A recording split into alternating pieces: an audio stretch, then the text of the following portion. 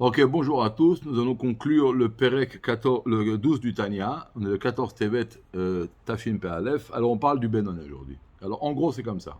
On a chez un être humain son aspect intérieur et son aspect superficiel, c'est-à-dire son intellect, ses sentiments et ses habits de l'âme qui sont la pensée, parole et action. D'un côté, nous avons dans l'extrémité ici le tzaddik, à l'autre extrémité le rachat et au milieu le Benoni. Alors, c'est comme ça. Le tzaddik, il est parfait dans son aspect intérieur, son intellect et ses sentiments sont que dans la sainteté, et il est parfait également dans son aspect automatiquement extérieur, parce que ses pensées, paroles et actions sont que dans la sainteté.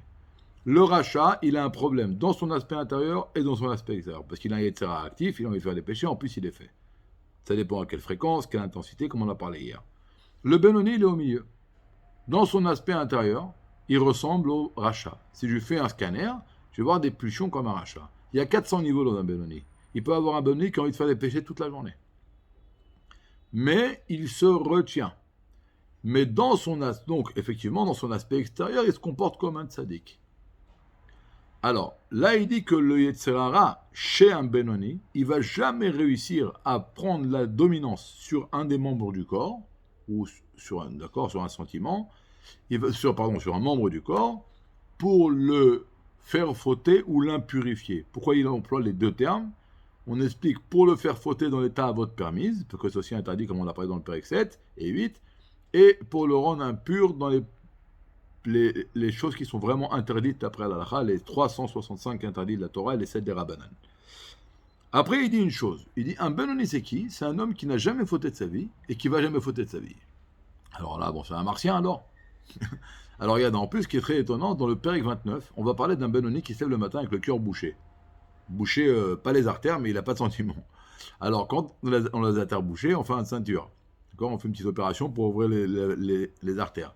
Mais pareil, le Admour Adaken, il nous fait un tzintour spirituel. Il dit au Benoni, je vais te donner la solution pour ouvrir le cœur, pour ouvrir cette stima. D'accord, déboucher le cœur. Alors, il dit, pour ça, il faut arriver à une amertume. Et comment tu vas arriver à l'amertume? Une des solutions qu'il lui donne, c'est de se rappeler des fautes qu'il a faites quand il était jeune. Donc si le Admour Adaken lui-même dit qu'un Benoni doit se rappeler des fautes qu'il a fait quand il était jeune, c'est-à-dire qu'un Benoni c'est quelqu'un qui peut avoir fauté dans le passé. Alors comment là il dit que le Benoni c'est quelqu'un qui n'a jamais fauté? En plus, on va dire qu'il n'a jamais fauté. Comment il peut dire qu'il ne va jamais fauter?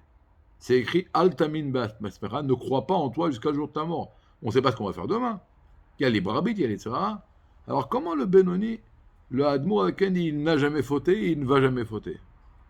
Ça paraît illogique. Alors on explique comme ça.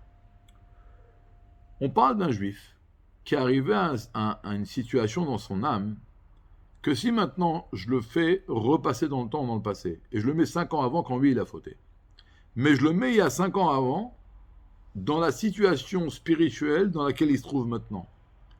Et là, je lui dis, si tu aurais été comme maintenant il y a 5 ans, ben qu'est-ce qu'il va répondre? Je n'aurais pas fait le péché. Et si je te mets dans 5 ans, dans cette situation spirituelle dans laquelle tu te trouves maintenant, eh ben je ne le ferai pas. C'est-à-dire que maintenant, il se trouve dans une situation spirituelle où pour lui, c'est exclu totalement de faire un péché. Par exemple, personne d'entre nous, quand il se lève le matin, il a un combat à l'intérieur de lui sur l'interdiction de l'otirtsar de ne pas assassiner.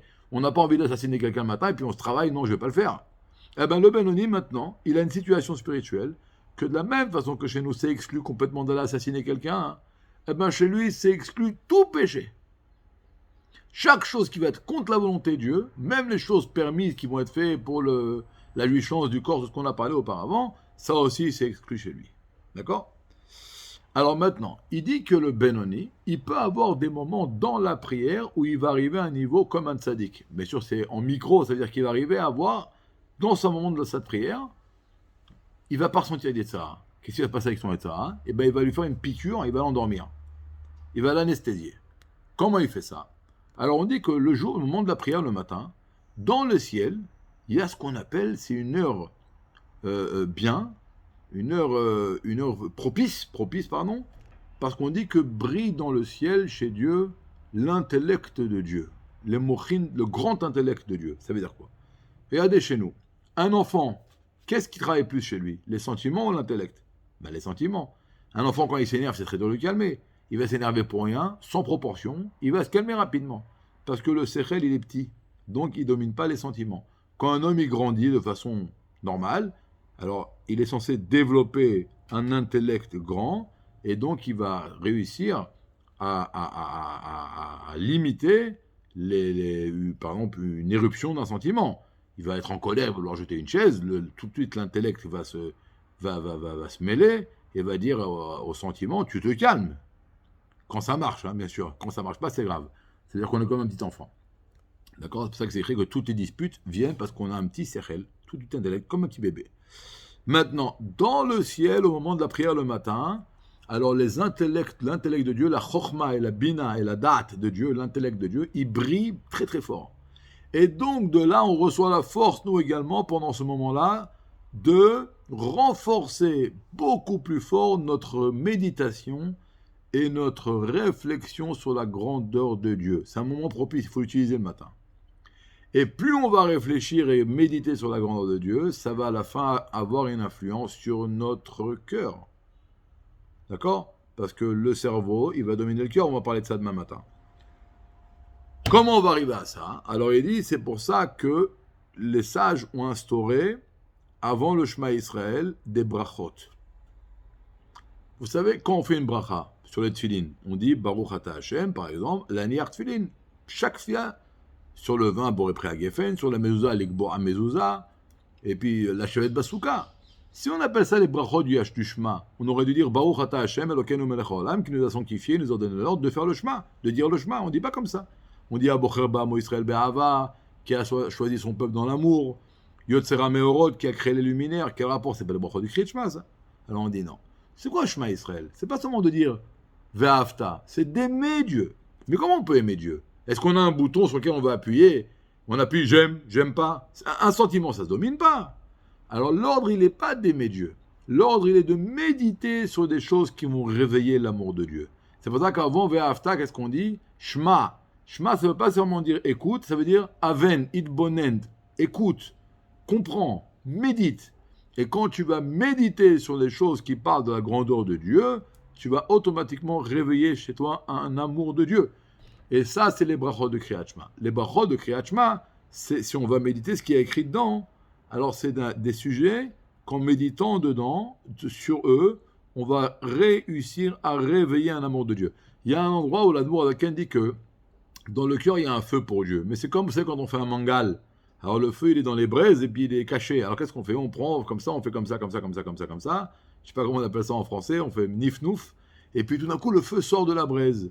Et bien pareil, tout ce qu'on dit avant Shema Israël, tout là, les Luka, les Baruch Shamar, et plus particulièrement la brachot de Shema Israël, c'est pour faire comme avec le mangal.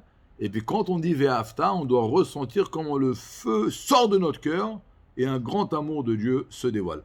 Et après, il dit que même les brachot qui sont après le Kriyat Shema, alors là, c'est extraordinaire. C'est pas pour aimer Dieu, parce que c'est avant le Kriyat Shema, les brachot pour aimer Dieu. Alors, c'est quoi les brachot après Kriyat Shema? Il dit les kiyum Kriyat Shema, pour accomplir le Kriyat Shema. Après le Kriyat Shema, qu'est-ce qu'on dit? Heureux l'homme qui met la Torah dans son cœur et qui écoute ta parole. Après que t'aimes, alors d'abord, avant le Kriyat Shema, il faut méditer pour réveiller un amour de Dieu. Et après le Kriyat Shema, qu'est-ce qu'il faut? Il faut traduire cet amour dans l'action concrète. Si t'aimes Dieu, alors va au Beth Midrash apprendre une Gemara. Va au Beth Midrash apprendre le Shulchan Aruch. Va faire des mitzvot. Donne la zaka. Mets la parole de Dieu dans ton cœur. Donc il y a les brachot avant. Et après, il y a les brachot après pour concrétiser cet amour dans l'action concrète, au moins dans la décision de le faire. Maintenant, quand la prière va passer, alors ce moment propice dans le ciel, il s'arrête. Et donc, automatiquement, on va arrêter de méditer sur la grandeur de Dieu, on va s'arrêter, on va aller travailler. Et bon, après 1 heure ou 2, ça dépend avec quelle intensité on a anesthésié notre Yetzirara, il va se réveiller. Et il va à nouveau revouloir ses ta'avot. Alors, on va voir demain que la trace de la prière va nous aider à ne pas l'accepter. Mais en tous les cas, ce qu'on a appris aujourd'hui, c'est que le moment de la prière, c'est un moment propice. Le Benoni s'appelle quelqu'un qui a fauté, mais maintenant, il est dans une situation où c'est complètement exclu chez lui de faire le contraire de la volonté de Dieu. Demain, on va bien expliquer la force de la prière et quelle influence la prière peut avoir sur nous, sur toute la journée. Alors, je vous souhaite une très très très bonne journée, remplie de lumière, remplie de brachot. rempli de joie, et qu'on soit tous aujourd'hui des petits Benonim, qu'on fasse moins de péchés et beaucoup plus de mitzvot.